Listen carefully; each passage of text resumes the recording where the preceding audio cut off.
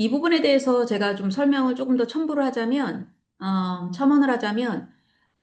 어떤 학교는 예를 들어서 이제 그 일반 고등학교 과정에서 조금 더 딥하게 들어갈 수 있는 AP라든지 아니면 이제 우리나라에 있는 이 몇몇 그 국제학교나 아니면 외국인 학교 중에서 IB까지 같이 그 도입을 한 학교들이 있어요. 근데 물론 이제 그 IB나 AP에 대해서 그 정확하게 어떻게 이해를 해야 될지 뭐 궁금하신 분들이 있을 텐데 그냥 AP나 IB는 일반 고등학교의 과정보다 조금 더 인텐시브하고 좀 더 딥하게 들어가는 과정이라고 이해를 하시면 되는데 이런 과정이 있음에도 불구하고 아까 이제 조나단 선생님 말씀하신 것처럼 점수 따기 쉬운 과목들. 그러니까 제너럴하게 그냥 예를 들어서 AP English Language and Composition 과정이 있는데 그거 안 듣고 그냥 나는 그냥 계속 그 English Language Art만 1, 2, 3를 계속 듣는 거죠. 그러니까 이런 경우에 그러면 GPA 산정을 할 때 일반 AP를 안 들었을 때 일반 과정에 A를 받은 것과 AP에서 설사 B를 받았다고 하더라도 저희가 이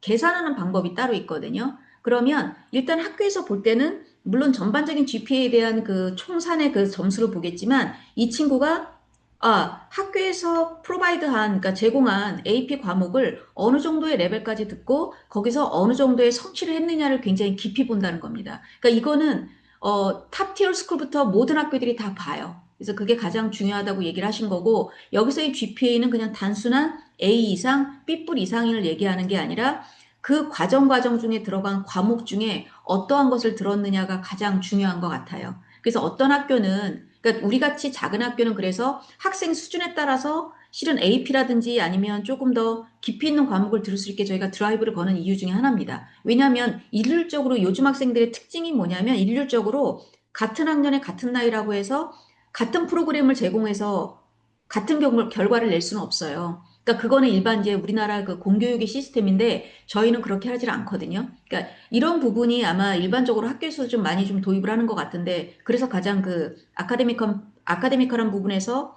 대학에서 봤을 때 학생을 평가하는 가장 중요한 부분으로 생각을 하시면 됩니다. 단순히 4.0 만점에 3.5, 3.8이 아니라 이 학생이 도대체 어떤 서브젝에 어떤 깊이 있는 과목을 들었느냐 이게 가장 중요합니다. 그리고 이제 퍼스널 에세이 너무 중요한데 이 부분은 제가 뒤에 또 조나단 선생님 설명하시는 와중에 또 첨언할 그 계획이 있으니까 케이스 스타디에서 거기서 조금 더 그 부가 설명을 좀 드리도록 하겠습니다.